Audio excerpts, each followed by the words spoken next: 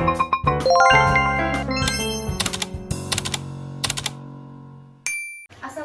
warahmatullahi wabarakatuh. Pagi anak-anak. Pagi, Bu. Pagi. Apakah kalian sehat semua anak-anak? Sehat, Bu. Alhamdulillah.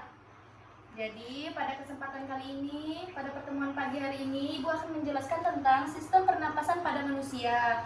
Nanti dulu, kita absen dulu ya anak-anak. Baik, Bu. Amaroza, Hadir. Melitri Anggraini, Hadir, Bu. Nyimas Ratu Balkis, Hadir, Bu. Desi Padilla, Hadir. Ina Noviana, Hadir, Bu. Nadila. Kakek, Bu. Nabila, Bu.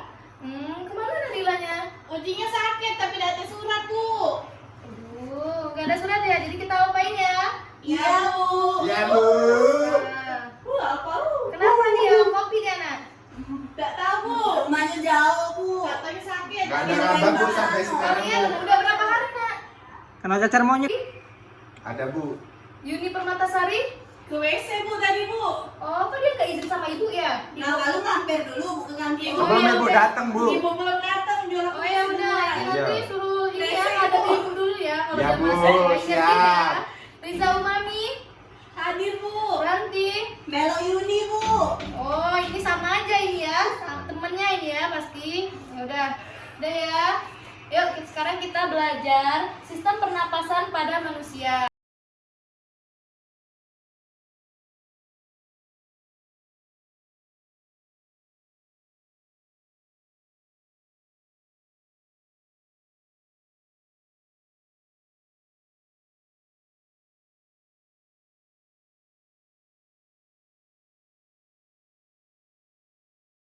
Baiklah, kita akan mempelajari materi sistem pernapasan pada manusia.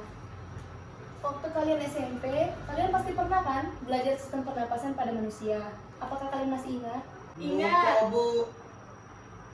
Ya, baiklah. Ibu akan menjelaskan kembali secara detail di SMA kelas 11 ini tentang sistem pernapasan pada manusia. Ibu akan menjelaskan materi tentang sistem pernapasan pada manusia. Alat-alat pernapasan berfungsi memasukkan udara yang mengandung oksigen dan mengeluarkan udara yang mengandung karbon dioksida.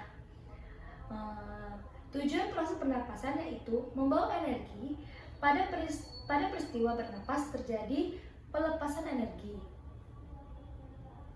Selanjutnya, sistem pernapasan manusia terdiri atas rongga hidup, faring, laring, trakea, bronkus, dan bronkiolus.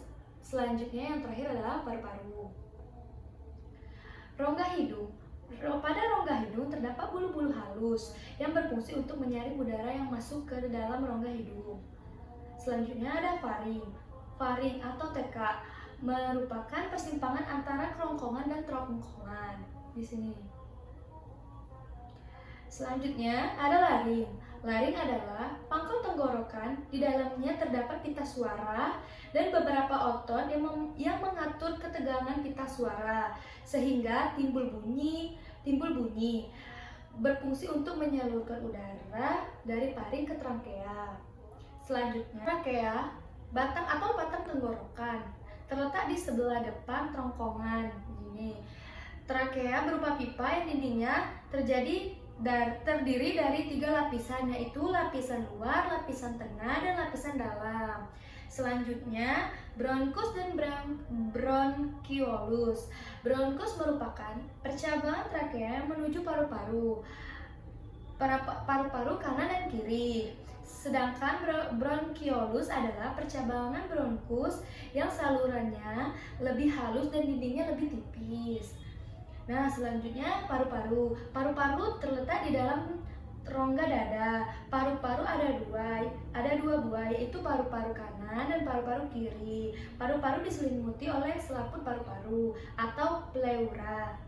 Gangguan atau penyakit dalam sistem pernapasan pada manusia itu yang pertama gangguan atau penyakit dinding alveolus.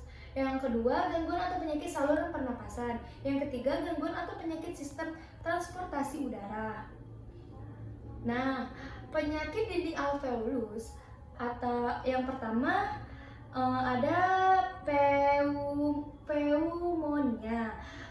adalah suatu infeksi bakteri yang menyebabkan peradangan pada dinding alveolus.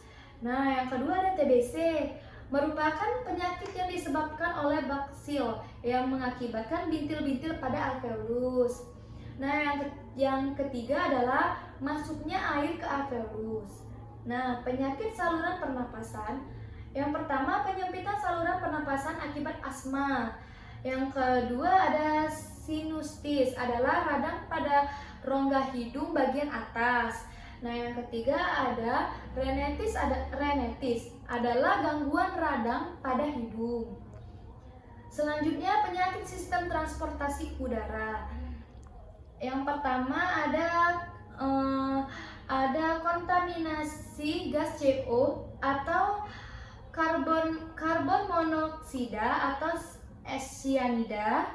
Yang kedua, kadar hemoglobin yang kurang pada darah sehingga menyebabkan tubuh kekurangan oksigen atau kurang darah alias anemia.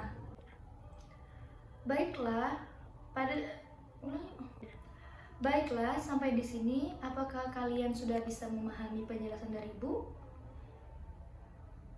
Jika sudah, Ibu akan melanjutkan penjelasan berikutnya, yaitu proses inspirasi dan ekspirasi pada pernapasan perut dan dada. Terdapat dua macam pernapasan manusia, antara lain pernapasan dada dan pernapasan perut.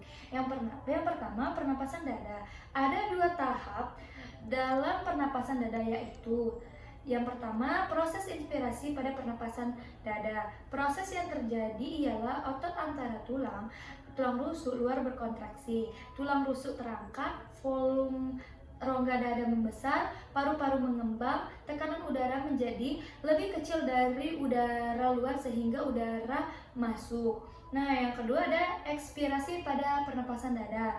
Proses yang terjadi adalah otot antara tulang rusuk luar berelaksasi. Tulang rusuk akan tertarik ke posisi semula, volume rongga dada mengecil, tekanan udara rongga meningkat, tekanan udara dalam paru-paru lebih tinggi dari udara luar, akibatnya udara keluar.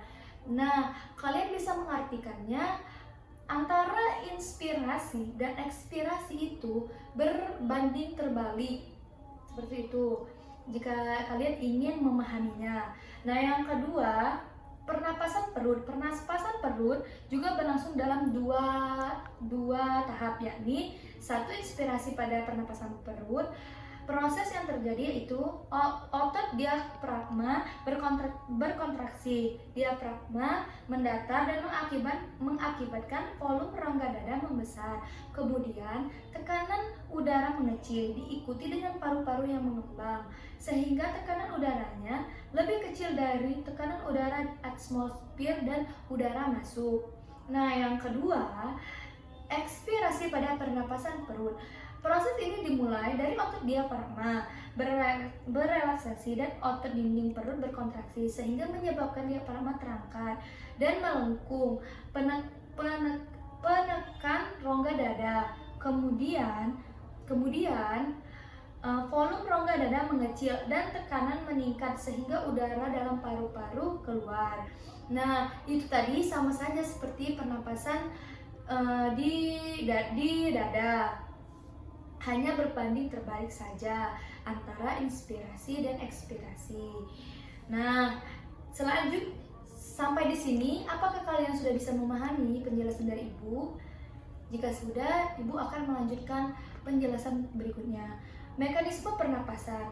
Proses pernapasan manusia melalui dua tahap, antara lain inspirasi atau menghirup. Nah, seperti kita inspirasi merupakan proses menarik napas, kondisi tulang rusuk dan diafragma berkontraksi. Volume rongga dada dan paru-paru membesar sehingga diafragma bergerak ke bawah dan sangkar tulang rusuk membesar. Tekanan udara dalam paru-paru menjadi lebih rendah dan tekanan udara keluar. Terus ekspirasi adalah menghembus seperti ini. Nah, itu adalah proses ekspirasi. Ekspirasi merupakan proses penghembusan napas. Kondisi otot tulang rusuk dan diafragma berelaksasi. Volume rongga dada dan volume paru-paru mengecil saat diafragma bergerak naik dan sangkar tulang rusuk mengecil. Tekanan udara dalam paru-paru naik dan udara keluar dari paru-paru. Proses inspirasi dan ekspirasi diatur oleh otot-otot diafragma dan otot antar tulang rusuk. Otot-otot tersebut kemudian mengatur volume ruang dada, membesar ataupun memperkecil menurut kehendak kita. Nah, itulah tadi sedikit penjelasan dari Ibu. Sampai di sini, apakah kalian ada yang ingin bertanya? Sekarang udah jam berapa ya, anak-anak? Bentar lagi Bu, keluar main Bu. Oh, kalau begitu kita sudahi dulu pelajaran ini. Besok pada pertemuan kedua bab tentang sistem pernapasan pada manusia, Ibu akan bagikan kalian kelompok ya. Yang kalian buat hari ini akan kita mainkan di pertemuan selanjutnya. Dengan waktu kita sudah hampir habis, kita akan bertemu lagi di pertemuan selanjutnya. Baiklah, Ibu akhiri wabillahi taufiq wal hidayah. Wassalamualaikum warahmatullahi wabarakatuh.